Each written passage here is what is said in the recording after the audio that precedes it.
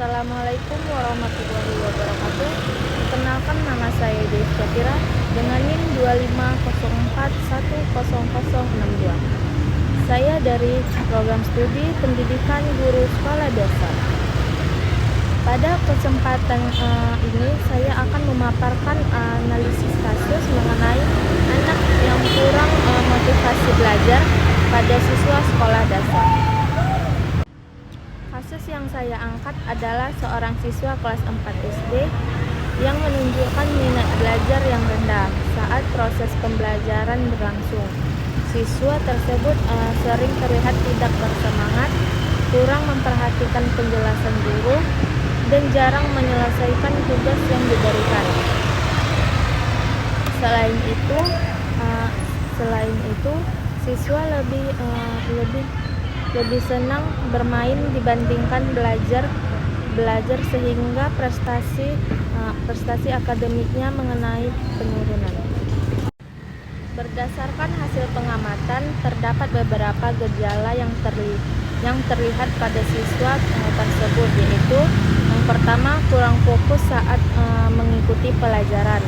Yang kedua, sering menunda atau tidak mengerjakan tugas.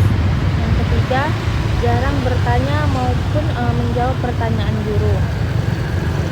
Dan yang keempat itu ada mudah merasa bosan ketika belajar.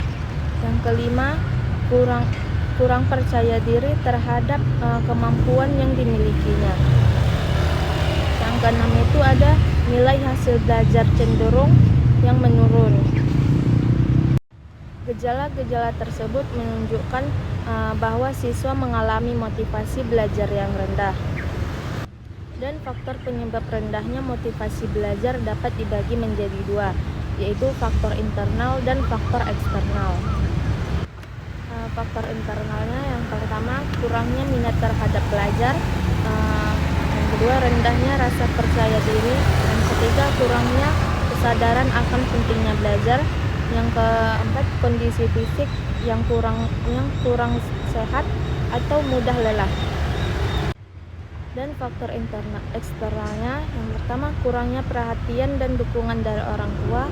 Yang kedua, lingkungan belajar yang kurang kondusif. Yang ketiga, penggunaan media sosial yang berlebihan. Yang keempat, metode pembelajaran yang kurang menarik bagi siswa. Adapun dampak yang ditimbulkan apabila kondisi ini terus berlanjut, maka akan menimbulkan berbagai dampak, baik bagi siswa maupun lingkungan sekitar.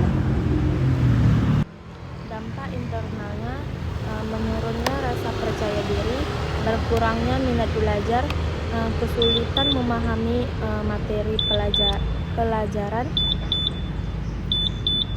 Adapun dampak eksternalnya, yang pertama, prestasi akademik menurun, kurangnya aktif dalam kegiatan kelas, sulit mengembangkan potensi diri secara maksimal.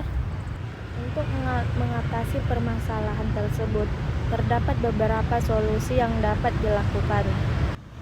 Yang pertama itu, guru menciptakan pelajaran yang menarik dan menyenangkan.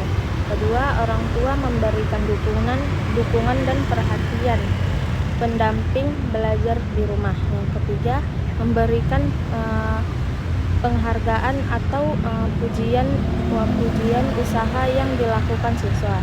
Yang keempat, membantu siswa menetapkan tujuan belajar yang jelas. Yang kelima, mengurangi gangguan yang dapat menghambat konsentrasi belajar.